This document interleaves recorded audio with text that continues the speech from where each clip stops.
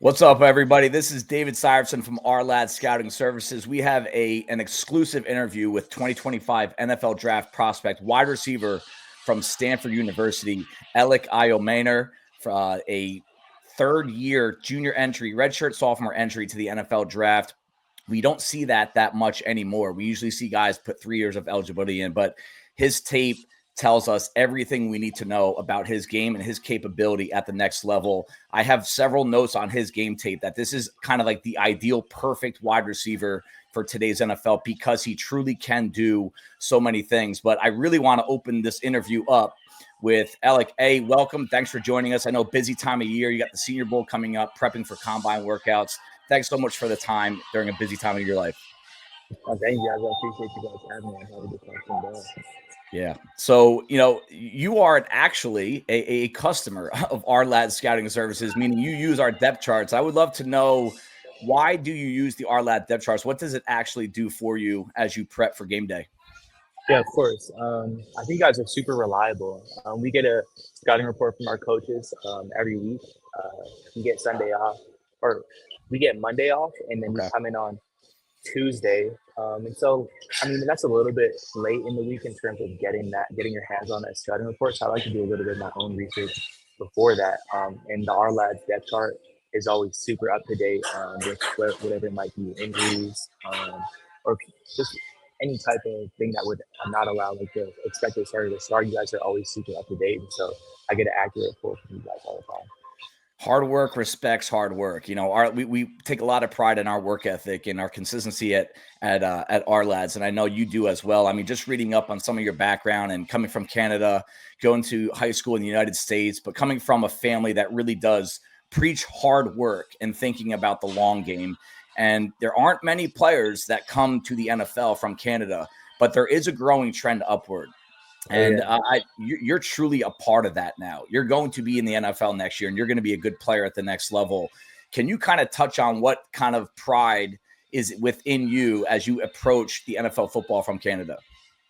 Yeah, of course. Like you mentioned, there's kind of been a little bit of an influx recently, like Chuba Hubbard, Josh Palmer, John Mechie. I mean, there's been a whole bunch lately. I grew up watching those guys play football, and even like the quarterback from Indiana, Rourke, and his older brother too was in the NFL for a little while there. It's like I watched all those guys growing up, and I was like, I'm gonna be in those guys' shoes. Like I want to do what those guys do, and to see that I'm now at that point now, like I know that there's kids that were just like me. Now looking at me saying I'm going to be just like that guy and I want to be better than that guy. And so, yeah, like you kind of are carrying your country on your back and showing what's possible from a different country that's not necessarily historically been in the NFL that often. And so, yeah, I definitely carry my country with pride. Country on your back and Stanford on the helmet as you enter the league. I mean, another cool feature of the Ourlads depth charts is you can click on any college in the country and you can see how many active players are in the NFL from that program. What do you, if I give you an over under 25, how many NFL players are in the NFL from Stanford? Over under 25? What do you think it's at? What's your guess? See, I would say over just because to me it feels like Stanford football players stick in the NFL. We don't get as much media attention out of college university, but the type of character you have to go to Stanford and get into Stanford in the first place, I think translates well to staying in the NFL for a long time. The number is 30, so you win. Yeah, winner of the first trivia question here on this interview with Ourlads Scouting and Elic Ayomanor from Stanford. We see a lot of wide receivers coming from Ohio State, LSU, and they kind of debate over what wide receiver you is. And while there isn't a ton of talent at the wide receiver position, there are a couple of guys that have entered the league that I personally have had high grades on. Michael Wilson is the most recent. I also liked Elijah Higgins a lot. They were there your true freshman season. Am I correct in saying that? Yes, sir. Do you have a relationship with those guys? Yeah, I actually just went out to lunch with Mike maybe 2 or 3 days ago because he's in Arizona on the Cardinals and out here training with Exos. And so, yeah, we went out to lunch, just chopped it up a little bit, and I picked his brain a little bit on the league. But, I mean, when I was a true freshman watching those guys and how they carry themselves, what they do well, but like I said just before this, how they carry themselves, their process is really what I learned from them, like what it means to really be a professional before you're a professional. I think those guys were true professionals, and they were leaders as well. And so it was great to just learn from them that true freshman year and just pick their brain as much as I could, like get as much information as I could out of them. And then obviously now they're doing great. I mean, Elijah's on the Cardinals, Mike's on the Cardinals starting. And I try to watch the all 22 of all their games as often as I can. That's awesome, man. Yeah, you actually do have a pretty similar physical profile, especially to Michael Wilson. So, and I'll be looking forward to seeing you in person down in Mobile at the Senior Bowl in a couple of weeks. But we have our producer in the background, Greg DePalma, and he's got a couple clips. This we're not a ESPN quite yet, but we do have a couple tips that we just found on YouTube that anyone can go spin up. We're not going to use all of our tape on here, but I want to start off with the game that put you on the national radar. And it was against Colorado in 2023. And we're going to start off with this first clip here where you put the corner on his butt. And then you think the play is over at that point. But this play right here, where you outrun the Colorado secondary as you start off one of the most historic comebacks in school history on the road at Colorado. Greg, you can pause that real quick. That's just let's pause it on Dion being pissed off about that play. But your game to me is, if I need to label it, it is that of a possession receiver, meaning you are big, you're physical, but you're great off the line, great footwork. You get initial separation as if you weighed 180. But you see a guy at your size move with as well as you do. That's what catches my attention. But what caught me off guard in that clip right there was that breakaway speed. Can you kind of touch on how versatile of a receiver you are? And I know it can be uncomfortable. You come across as a very humble guy, but how versatile of a receiver you are, both at the point of attack against press coverage, but your ability to get over the top and stay over the top. Yeah, like you said, I am super versatile in my opinion. I think in terms of body type, I lie somewhere in the middle. Like to me, 6'2" is the spot. We are not so tall that it's really impacting how well you can drop your weight and release off the ball and run routes. Like I think when you get to like those 6'3", 6'4s, you really have to be a special talent to be able to be really fluid and efficient in your routes at that height. But I'm not so small that physicality is a problem in my game. Like I'm big enough that it's actually a strength in my game. Yeah. And so to me, I think I lie in that middle ground, the middle path that makes me super versatile. Like I can play X, I can play in the slot, I can play Z because I'm fast too. Yep. And I have the long speed as well. And so I do think that I'm some sort of amalgamation of all those traits. And I think just through training and coaching, you can develop those more and more and more. And I think the potential that I have to be really versatile is super high. Yeah, I couldn't agree more. That's kind of written. I have your scouting report and I already written for Ourlads, and that's kind of like the gist of it. Clip number 2 next up, Greg DePalma, producer from Ourlads Scouting. This is one of my favorite components of your game because separation does not come easy at the next level. And your ability to catch the ball in traffic with a guy draped all over you. This is what I see all over your tape. Back shoulder. And then we're going to see the breakaway speed yet again. Second touchdown. I mean, this is where we start to say, okay, this kid's for real. And, your second touchdown in as many clips here. But it started off with something. That back shoulder throw, that is a huge trend in the NFL that had popped up years ago, but some guys can do it much better than others, both on the passing side, but also the receiving side. This is partially what makes Davante Adams a special receiver at the next level. Can you kind of is that a skill? Is that a natural gift that you have, or is that something that you really put a lot of work in? I'll actually say, like, to me, the back shoulder is the quarterback. Okay. Like that ball you just seen right there, it just makes it easy for you. Like when it's definitive and kind of on that flatter 2-ball path, it makes it easy for the receiver when you have a good quarterback throwing those back shoulder balls. And so to my luck, I had action a whole bunch of times to get me on those back shoulders. It just made it easy for me to understand that, hey, I'm going to have to rotate back and attack the ball. Like at that point, it's natural because you catch so many balls. But to me, like the essence of the back shoulder is really the quarterback. Okay. It's hard. It's hard for the quarterback to throw that ball. Like it takes a whole bunch of practice for them, and you have to understand how your receiver runs because it's different for every receiver and how they run it, how they track the ball. So yeah, I'll put the glory on the quarterbacks throughout in right there. Appreciate that. I mean, that, and it's chemistry. I know a lot of these quarterback wide receiver relationships that sustain greatness. I mean, we're watching one right now with Mahomes and Kelsey. It's just the chemistry the year after year. The goal is to always get better every year. It's never to reach a peak. You know, you reach your peak when you're done. And when the quarterback and receiver are on the same page like that, that's when the big things can happen. You know, we just saw you break away from the Colorado defense twice, long touchdowns.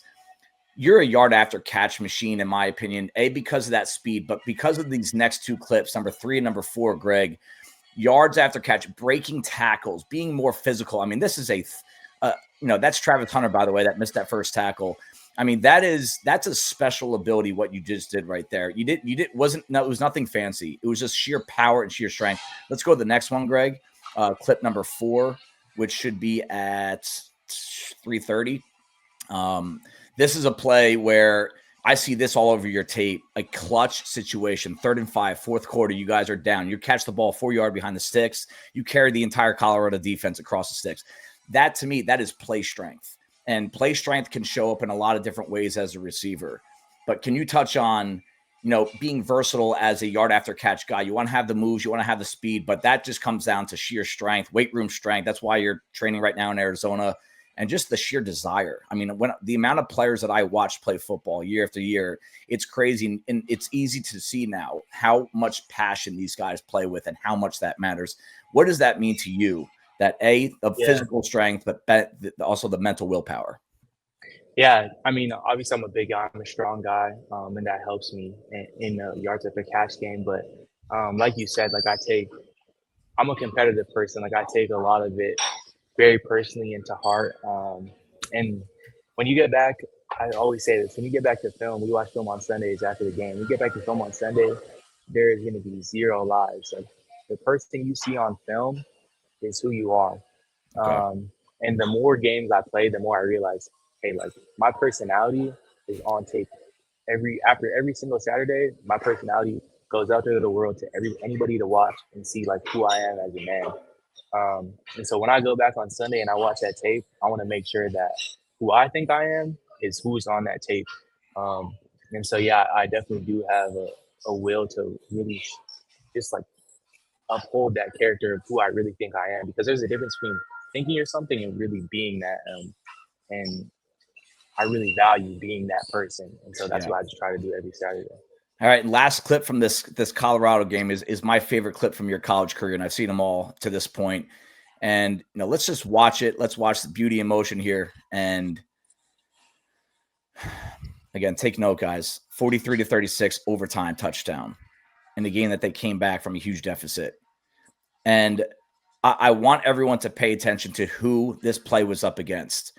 He was up against Travis Hunter, who was slated to be a top 5 pick, maybe the number 1 or number 2 pick in the 2025 NFL draft. And my favorite tape to watch, Elic, are guys that are up against future pros. In college, most of the guys you play against are not future pros. But every now and then you get this opportunity right here to play against a guy that many are projecting to be a special player at the next level. What does that mean to you to compete against a guy like that? Yeah, I mean, you always want to compete against the best of the best. That's why you play the game. That's just how I was raised personally. When you do something, you want to do it at the highest level. And so, I mean, to be honest, being where I'm from, it's a privilege to be able to compete against the best players in the world. And when you get that opportunity, you got to show who you are. And yeah, like I said, it's just a privilege. Like I love competing. Like it's what I do. It's what I want my job to be. I love it. Yeah, that's awesome. I mean, yeah, competitiveness can bring success to anyone in any walk of life, whether you're on the football field or in an office somewhere. I mean, if you truly wake up and want to win every morning, no matter who you're against, and you raise your level of play against your toughest competition, again, that's where you find out who you really are. So we just have a couple more minutes here, Elic, and I want to talk. I want to show one more clip. Greg, it's the next clip. It's clip number 6. I would say this was a close second of my favorite clip of yours. So I want to talk about the special play. And, let's show this real quick, Greg. I want everyone to see this, how special of a catch this was. This is this season. I mean, it does that. That's like OBJ right there. that kind of play. You're going up, twisting in the air. When you make a play like that and you get up, I mean, what does it do to you? Does it make you hungry? Does it make you want to do it again? I mean, what's the reaction in your head when you make a play like that? Because that is a special play that not many can make. And I don't even know if everyone truly understands the level of difficulty there. Twisting one hand, you bring the other hand in, secure it, get the feet in. I mean, you can't necessarily practice those plays, right? Yeah. But where does all that preparation lead to there? Yeah, just to answer the first part of the question, obviously when you make a big play immediately after, I try to regulate my emotions too much. And you just got to feel the moment. You got to let yourself do what you feel is right. And obviously it brings the energy up and the team feeds off of that. But after you come down from that, you got to understand it's just one play. Like you got to keep going. Like the game, that was early on in the Syracuse game. And I mean, I had a whole bunch more plays in that game. That's what's necessary. Like you need to. That's the expectation. That's the standard. So you need to keep making more and more plays. And in terms of the preparation for those, you just got to play a lot of football. Yeah. I mean, we in the offseason we do 7-on-7 basically the whole way through with player ran practices, and you really don't get that many opportunities to make plays like that. I think if you catch enough balls on jugs and in 7-on-7, you'll get an understanding and a feel for just how it works. And when you get to a point like that, you can capitalize. But sometimes your body just takes over. Like that one, I lost it in the light. The lights were bright at Syracuse. I lost it in the light, and I seen it, and I said, I know I got to jump for this one. It feels like it's going out of bounds. And the rest of it was just my body taking over, really. Yeah. Yeah, I mean that's when I see plays like that. I hate using the term luck. I just don't really believe in luck. Luck to me is just when all that work meets the opportunity, and that's really what that play summed up. So I just have a couple more closing questions for you. And again, appreciate the time with what you got going on, what you have coming up too. I love when I talk to guys like you, I love to ask these three questions to wrap it up. And I would love to know, is there an NFL wide receiver that you have watched over the years that you try to mold your game after, like things that you I know you can pick up things and you want to be your own player, and you certainly are, but are there certain players that you really have kept a closer eye on in relation to you? Yeah, that's a tough question because there's so many different archetypes and everybody has like their thing. Yeah. But to me, I try to take like certain things from different receivers. Like for Devontae, I really watched a lot of his releases. But even then, like you have to personalize it towards you. You more so just have to learn like what's making them good. Like for him, I think what makes him good off the line is like how he understands the space in between him and the DB. The way his footwork works might not necessarily be what I do, but the fundamental of understanding the spacing is something that you can learn from him and put into your game. I think of other guys like this. I mean, Julio doesn't play in the league anymore, but I guess another more modern version of what I get from him is Calvin Ridley and how they come off the ball with like the low pad level and don't rise into their breaks. Like they're coming off like this, staying low, and when they break, it's a low pad level to lower pad level. And I think those two guys really, like, just that part of their game, I really love watching that. And I think anybody can take that, and it's really just fundamentals, to be honest. But the fact that they can do it play after play after play is super special. So I try to take that from them. And like I said, I watch the Cardinals game often too as much as I can, and just watching Mike out there and like the maybe intensity is the right word, just the competitive readiness that he plays with is another thing that I try to take from him. So it's just I'm watching a whole bunch of different receivers and seeing what I think from them I can take, and then adapting it to myself and making it personalized. Great. Where do you need the most work for you to reach your ceiling? Like, what's the one part of your game that you think you need to work on the most and improve the most for you to reach your ceiling? Yeah, I mean, I think there's so many things. I think it all really just comes down to technique and consistency, um, which it seems like they're broad sweeping terms, but truly like consistent in every aspect. Like I said, coming off the ball low every time. I mean, it takes a different type of mental discipline to come off the ball low every single time. It gets tough and it's hard on you. Um, Discipline and understanding, consistency and understanding the space between you and the DB. Like it takes reps and it's hard, Yeah. but you have to understand it. Consistency is the name of the game in the league. And so being as consistent with your technique as possible is I think what it takes can take anybody's game to the next level. But you have to understand what that means for you. Yeah. And part of what I like about your game and your story, because to me, every draft prospect is its own story. And I mean, I could write a book on some of these guys by the end of the process. But what's interesting to me, and I'm intrigued by you even more, if you couldn't already tell, that correct me if I'm wrong, you played 9 games in high school because of a knee injury. Yeah. COVID canceled another season. You were flying Yeah. across the country from Canada. And then you missed your first year at Stanford because of another knee injury. So Yeah. I mean, I you played actually more were games not. in the first year of my college career than I did the previous 4 years, I think. Wow. So to me, that I'm intrigued by that. I'm intrigued by these guys that start playing football as a 16-year-old, like because you're earlier on the progression curve than most people physically, mentally, and emotionally. I think you're very far advanced, much more so than most. But you fought through. You did already what a lot of guys are going to do. You're going to a much bigger area. You went from Canada to a prep school in the United States and played really high level football because you were talented, and that's a huge jump up for you. You already proved you can handle that. Some guys haven't proved that yet, but the Yeah. fact that you haven't played as much football as some others, it actually makes me think that there's even more to chew off with you. Can you reflect on those early days a little bit with the knee injury and what it meant and what it did for you to create you the player you are now? Yeah, I mean, I think this is the story of my whole life. Like you said, I moved from Canada to America for my sophomore, junior, senior season, and it was a huge jump in terms of just like skill, Yep. the things that you can get coached on. And in terms of talent, I mean, I'm a talented person, and a lot of that you can't really get better at. You just have it or you don't. Yep. But in terms of skill, I really just wasn't there when I first got here. It was tough. Like I came in used to being the best player on any single team that I played in, whether it be football, track, basketball, hockey, like any sport. I'm like, just going to be the best player based off my talent. But when I Yeah. came to the States, first off, I went from being the best to being the worst because I just didn't have the skill yet.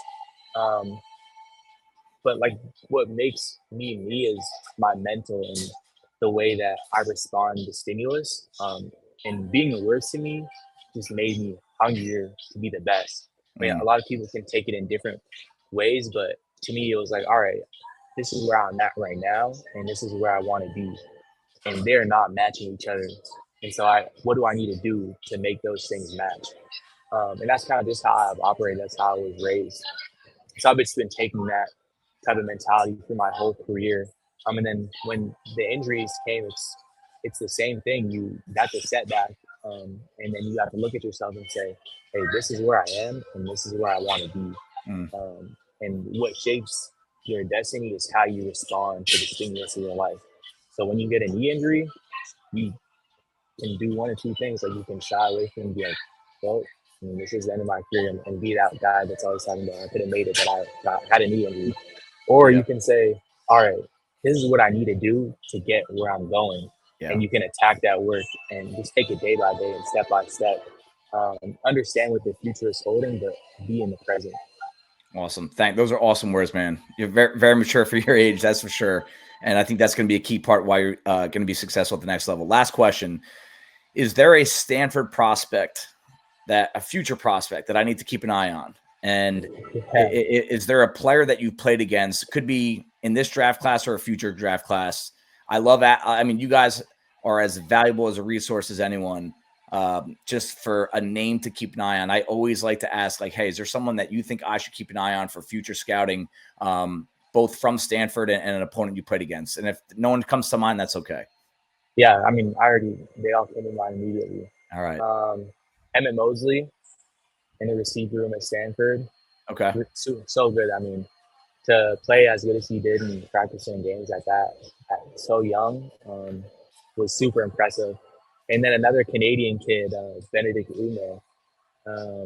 Unfortunately, he didn't get to play this year because he was dealing with some health circumstances. Okay.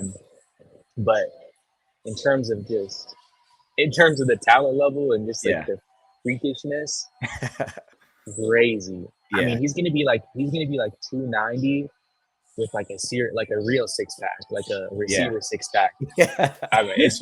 He doesn't. Yeah, he came in and he was looking different than everybody, and he hadn't even Okay. touched weights yet. So Yep. those two guys, and then that I played against, I would say Avion Terrell from Clemson. Okay. Yep. Yeah, He'll be a big player yeah, next year. he's What made him he's special? very What good. made him tough to play against? He has good feet and he's disciplined, Okay. and he's patient. Yep. It's simple, but it's hard to do at DB, Mhm. especially when you're one on one. It can get scary out there when you're one on one, but he's trusts his technique. He's patient. He has good feet, and he's just a really good player. I mean, and Awesome. he has a knack for making like big plays too. When I watch tape, like he'll just randomly get a forced fumble. Yep. He just has a knack for making big plays. Yep. Yeah, I agree. I mean, he's circled. We do a preseason top 32 every year, and he's definitely going to be one of the names that are probably end up in the top 10 because those corners, when you find a corner like that, they go high because they're hard to find. So, Yeah. hey, my man, Elic, this is so awesome that you gave us this time. I really appreciate the time. We're going to be keeping a close eye on you both at the Senior Bowl. I'll try to run into you down there when I get to come on the field. And, best of luck in training for that and the combine. And we are, we are going to keep a close eye on you because of the time that you gave us. So I really appreciate it. Thank you. I appreciate you guys having me. All right. Good luck to you, my man. Yep. See you.